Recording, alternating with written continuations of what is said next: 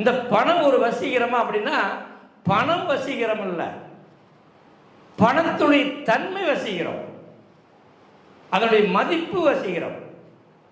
அதுதான் நம்மளை வசீகம் பண்ணுது. அப்ப இந்த பணங்கிறது மிகப்பெரிய ஒரு விஷயமா இருக்குது.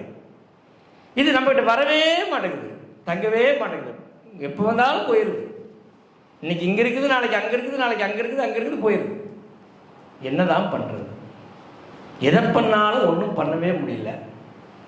எனக்கு பெரிய பிரச்சனை புரிஞ்சு நான் கேஸு பிரச்சனைன்னு போய் மாட்டிட்டேன், வெளியவே வர முடியல, அப்படி சொல்றதுல இருப்பீங்க.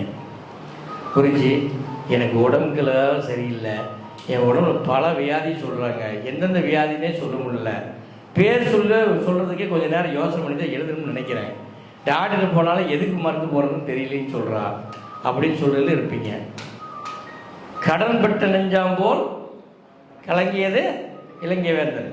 அது மாதிரி கடன் பட்டு ரொம்ப வேதனைப்பட்டு ஒண்டிக்கிட்டு எங்கே இருக்கிறனே தெரியாமல் நிலத்தவறி தடுமாறி ஏதோ சடார ஒரு வீடியோ பார்த்துட்டு ஐயா ஏதோ ஒரு வழி சொல்கிறார், நான் போய் பார்த்தாலும் ஓடியாந்தியில் இருப்பீங்க. இல்லைன்னு சொல்லலை. இப்போ நான் என்ன உங்களுக்கு கொடுக்க போகிறேன்னா ஒன்றுமே கொடுக்க போகிறதில்ல. உங்களுக்கு கொடுக்குற விஷயமே உங்களை பற்றி நீங்களே புரிஞ்சுக்கிறது தான்.